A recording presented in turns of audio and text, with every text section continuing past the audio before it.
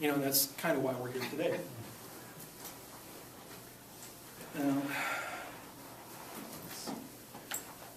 One of the other aspects that this has done to us is it's changed our focus from community organizing and movement building to kind of professionalism. So we have to, instead of building kind of organic, democratic structures, leaderless structures, we have to have boards of, we have to have boards of directors. We have to have definite hierarchies. People started having to have degrees because you wouldn't get a degree unless you had somebody who had a degree in social work or had a degree in this. And so less and less people of the community were able to control their own organizations. More and more it had to be somebody who had a college degree. And let's face it, most of the people with college degrees in this country are from a particular skin color. Which has nothing to do with people's abilities, but when I was in school, I lived in a city that was 44% black, and less than 10% of the people who were admitted to the school were black, and less than that even graduated. I mean, a smaller percentage even graduated. So it's really, as foundations exert more and more control over their organizations, it really drives out the people who should be controlling them. It also requires groups to succeed at everything because the funders don't want to give money to groups that aren't meeting their goals. And so even if they fail, if you try some kind of strategy, if you want to do some kind of, like science, and say, all right, we tried this thing, it didn't work, let's try something else. They can't do that because if they go back and say, well, we tried this thing, it failed, they don't get any more money. So everything they do, no matter what, it has to succeed. And they have to keep kind of doing it. And that's, that doesn't actually help us any.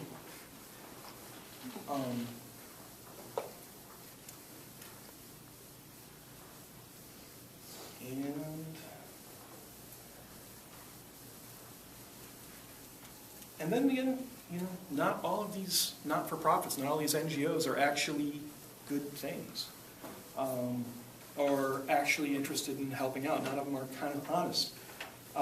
We remember from a few years ago, United Way. United Way is a really big, huge, and I'm just pulling this as an example because it clearly does not fit in our kind of movement. But they were paying, I think it was close to $1 million to the director.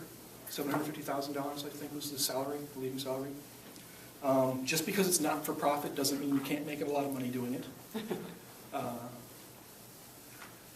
In England, there was a group called Cafe Direct, who was a not-for-profit to bring, to do more fair trade kind of stuff with Latin America.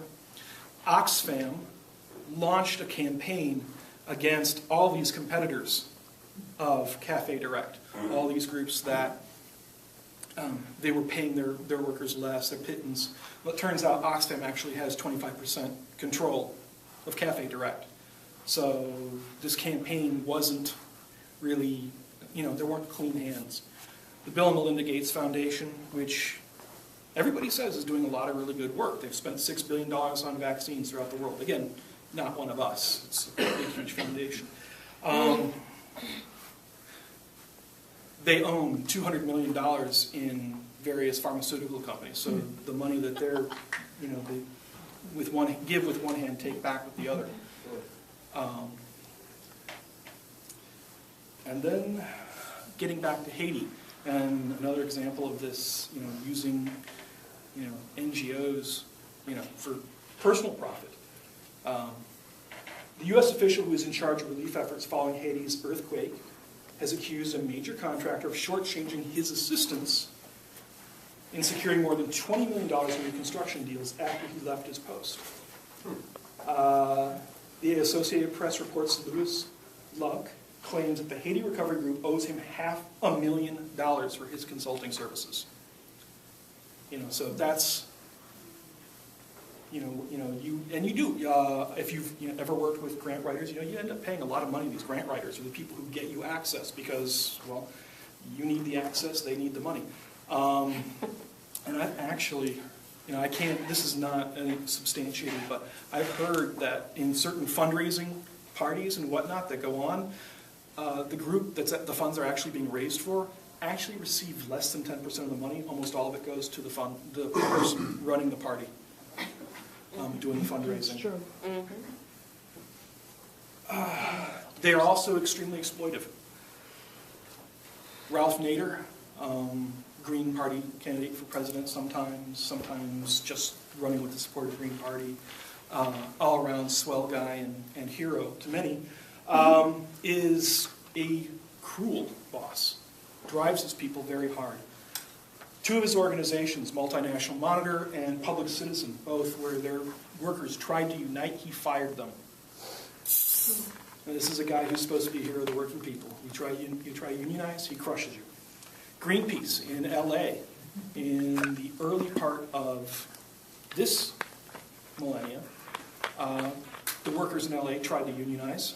I don't know the outcome of that. Perhaps Jeff might enlighten us later. You were there then, weren't you?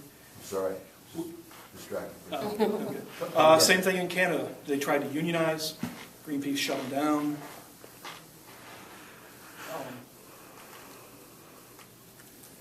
So it's not, these organizations, even the ones that are, politically progressive, even the ones that we think are on our side, can sometimes be, horrible.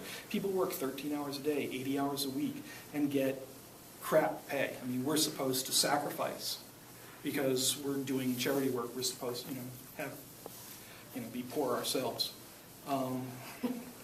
So that's kind of just a high-level overview of the problems that we see. I do not have any answers. I'm not coming in here and saying, oh, NGOs are horrible, because there are very real problems that NGOs address. People are starving, people need clothes, people need a place to live, and NGOs feed them, NGOs clothe them, NGOs get them a place to live, NGOs do a lot of really good work. And we get ourselves involved because we want to help people, we want to do good work. So this is not, this is not in any way let's dump on NGOs, let's dump on not-for-profits, let's dump on all the work that the real work that we're doing. But how do we take control of our movement back?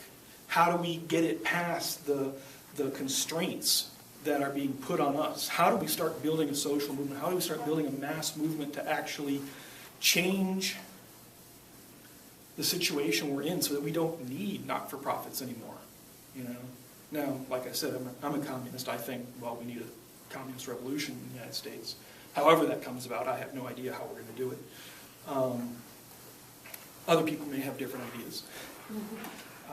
But, I would like to hear from a lot of the people who actually do NGO work or not-for-profit work about the experiences they've had, about the problems they've run into, and if any solutions. How do we get past this? Because more and more I'm hearing from people, this is a problem, this is a problem, this is a problem. And it's not something I've been in the movement for 20 years. And it's not something I've heard really a lot of until recently. A lot of people more and more are starting to criticize the NGO model. So I think it's kind of an issue whose time has come. And I think those of us here who are really interested in building a social movement, need to start talking about it. And I'm going to sit down now.